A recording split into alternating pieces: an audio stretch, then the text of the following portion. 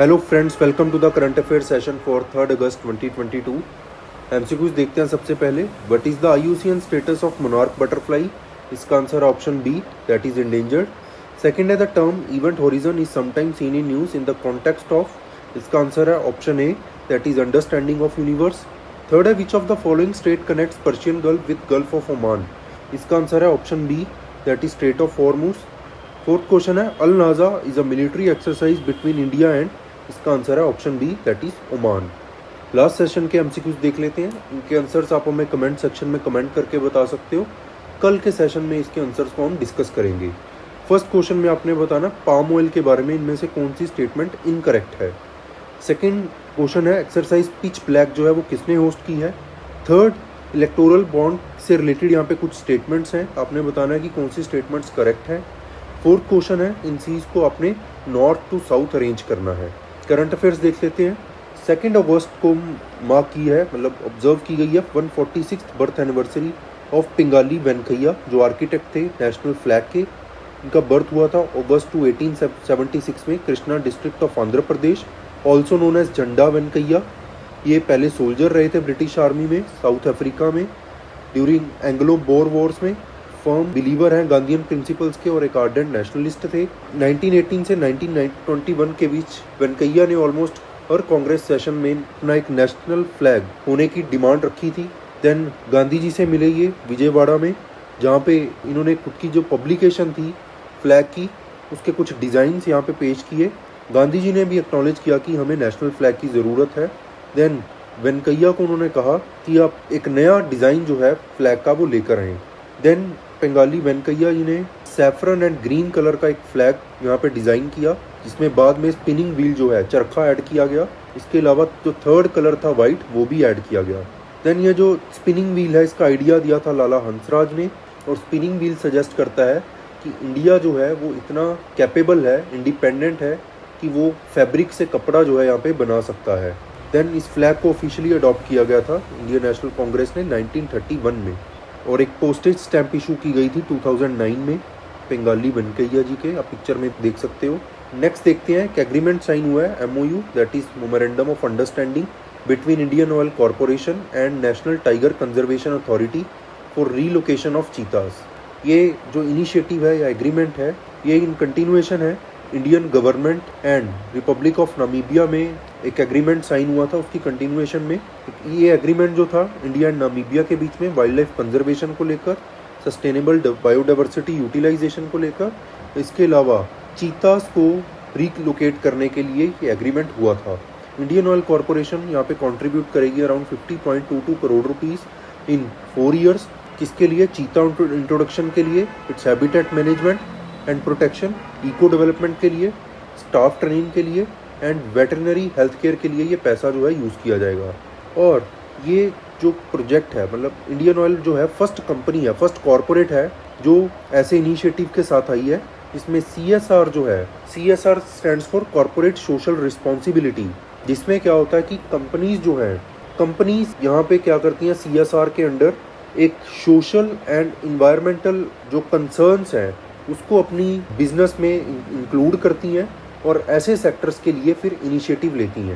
मतलब social sectors भी हो सकते हैं, इन्वायरमेंटल सेक्टर्स भी हो सकते हैं। कुछ परसेंटेज जो है अपने टोटल टर्नओवर की वो कंपनीज ऐसे इनिशिएटिव में स्पेंड करती हैं।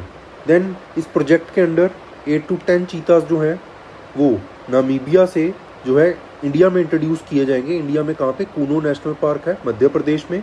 और इस प्रोजेक्ट में कौन इन्वॉल्व है? नेशनल टाइगर कंजर्वेशन अथॉरिटी, इसके अलावा government of India and state government of Madhya Pradesh. National tiger conservation authority को नोडल एजेंसी जो है ऑथोराइज किया गया है इस प्रोजेक्ट के लिए by ministry of environment, forest and climate change, जो फंडिंग सुपरविजन जो है इस पे पूरा देखरेख करेगी। NTCA जो है आपने याद रखना है, NTCA एक स्टैट्यूटरी बॉडी है जो इस्टेब्लिश की गई थी वाइल्ड लाइफ प्रोटेक्शन एक्ट 1972 के अंडर, 2005 में इस्टेब्लिश की गई थी। और ये अंडर है ministry of environment, forest and climate change, और minister of environment, forest and climate change ही इसके चेयरमैन होते हैं। नेक्स्ट देखते हैं हेल्फफायर R9X मिसाइल। अभी रिसेंटली US मिलिट्री ने एक सीक्रेट वेपन यूज़ किया है, हेल्फफायर R9X मिसाइल। अलकायदा के जो चीफ थे अयमन अल जवाहिरी, इनको मारने के लिए कहाँ पे स्ट्राइक की थी? काबुल में। पढ़ लेते हैं इस मिसाइल के बारे में। Also known as AGM-114R9X, US origin missile है।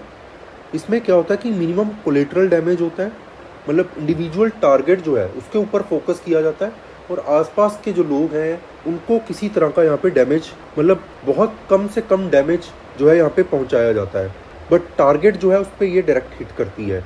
Also known as ninja missile. और किसी भी तरह का इंपॉर्टेंट पॉइंट है, किसी भी तरह का वॉरहेड ये कैरी नहीं करती है, बल्कि क्या होगा, रेजर शार्प ब्लेड्स इसमें होते हैं जो अटैक को डायरेक्टली जो है टारगेट करते हैं। इसमें ये जो इतने शार्प ब्लेड्स होते हैं कि इवन थिक स्टील शीट्स जो है उसको भी ये ब्रेक थ्रू करने के कैपेबल है। और ये काइनेटिक एनर्जी जो है यूज़ यहाँ पे की जाती है।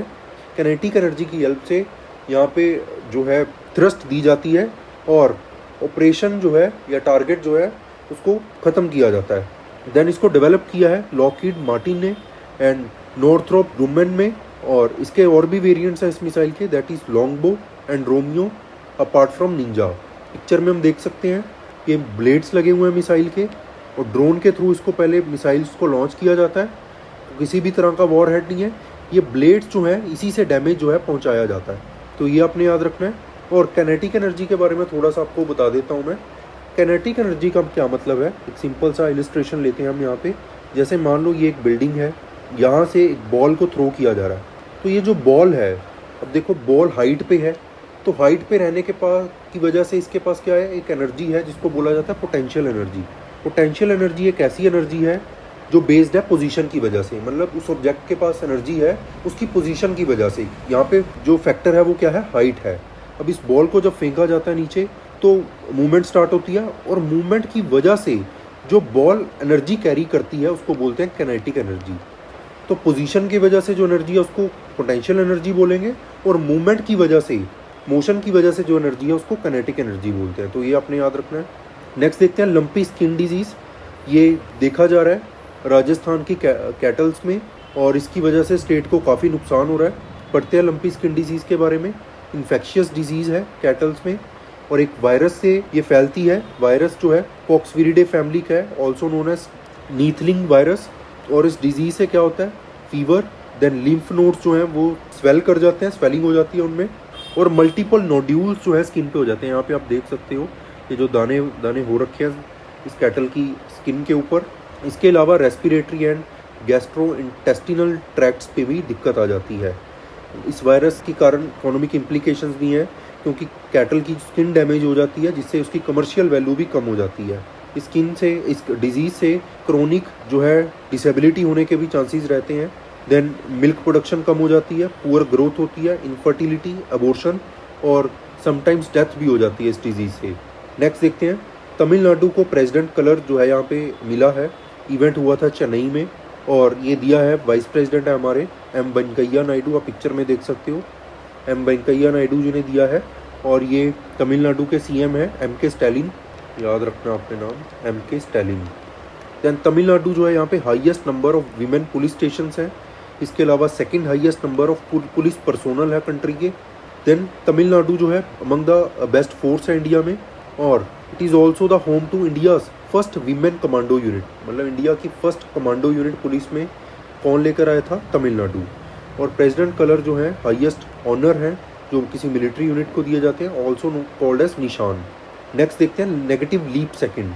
29 जुलाई 2022 को अर्थ ने जो अपने रोटेशन पे एक्सिस की वो नॉर्मल टाइम से कम थी। नॉर्मली 24 आवर्स जो अर्थ रोटेट करती है एक रोटेशन 24 आवर्स में, बट 29 जुलाई को ये जो रोटेशन थी ये 24 आवर्स से कम थी।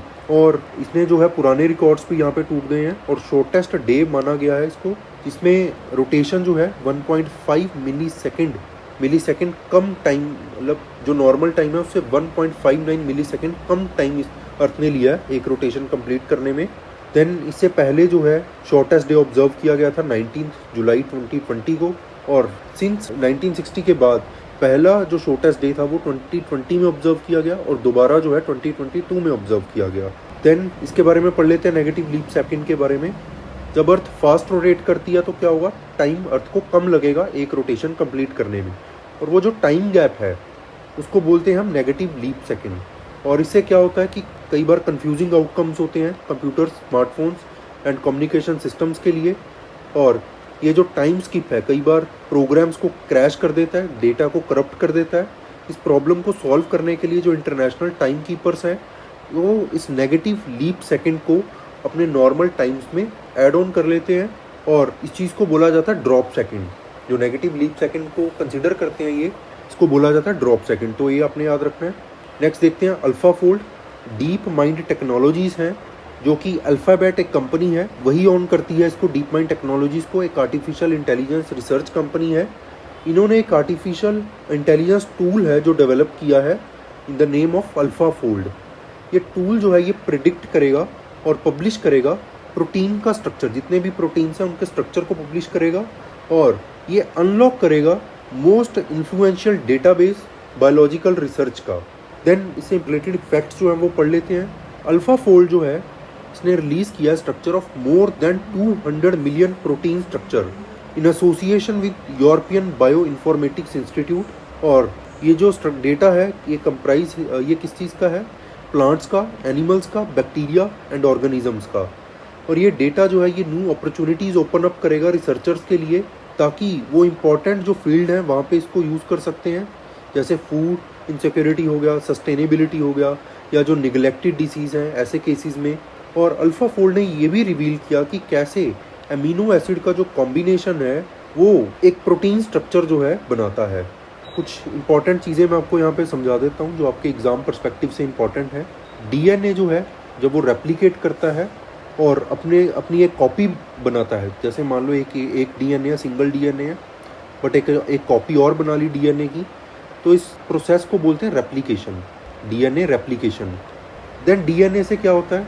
डीएनए से आरएनए कन्वर्ट किया जाता है, डीएनए को कन्वर्ट किया जाता है एमआरएनए में, माइटोकॉन्ड्रियल आरएनए में। और ये जो प्रोसेस है इसको बोलते हैं ट्रांसक्रिप्शन।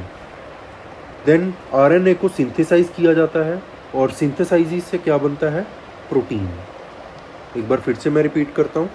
डीएनए जब एक कॉपी बनाता है अपनी तो उसको बोलते हैं रेप्लिकेशन। देन डीएनए से आरएनए जो बनता है उसको बोलते हैं ट्रांसक्रिप्शन।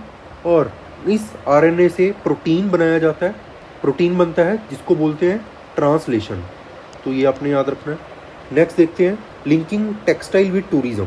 गवर्नमेंट जो है वो लिंक करेगी मेजर टूरिस्ट डेस्टिनेशंस को हैंडीक्राफ्ट क्लस्टर्स के साथ। इसके अलावा इंफ्रास्ट्रक्चर सपोर्ट जो है वो भी प्रोवाइड करेगी as a part of linking textile with tourism initiative. ये मिनिस्ट्री ऑफ टेक्सटाइल का इनिशिएटिव है।